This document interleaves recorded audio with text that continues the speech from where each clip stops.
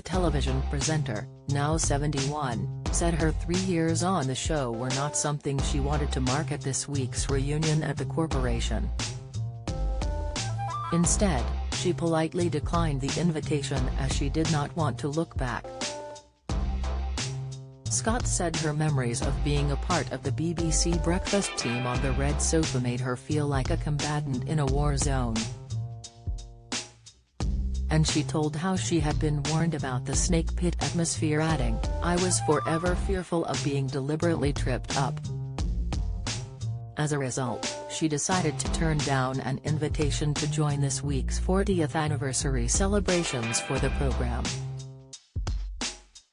Further explaining her decision, she said, "This despite the fact that I had launched the BBC's Breakfast Time in 1983 as the lead female anchor and became the face of the programme for 3 years. I said no because I prefer to look forward rather than back, but also because so much of my time on the hideous red leather sofa made me feel I was a combatant in a war zone."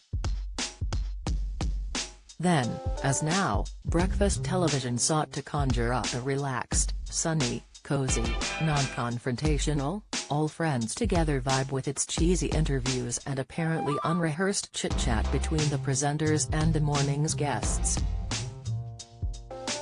And she referred to how some of her time during her 3 years on the show had been far from happy. Scott said her late co-host, Bao, as well as disgraced BBC star Seville, took liberties with her, with the latter acting in an uncomfortable fashion while being interviewed by her. It wasn't just Frank who took liberties. Jimmy Savile saw his appearance on the show as an ideal opportunity to play the eccentric, and I knew from the off that I was in for a rough ride, she said.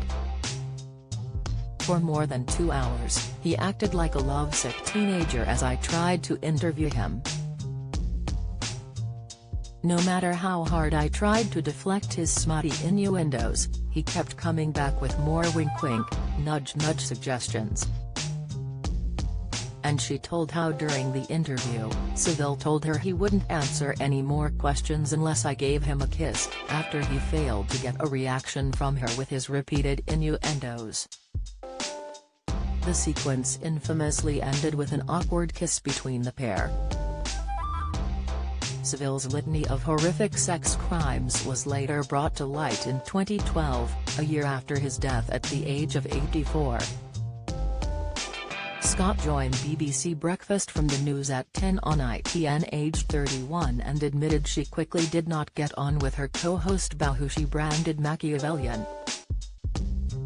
She also claimed Bao tried to undermine her on air and once made a denigrating sexual comment about me.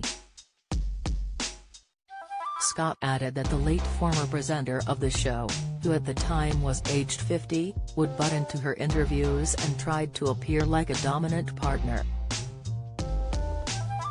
She described the environment on the show as dangerous territory, full of backstabbing and manipulation.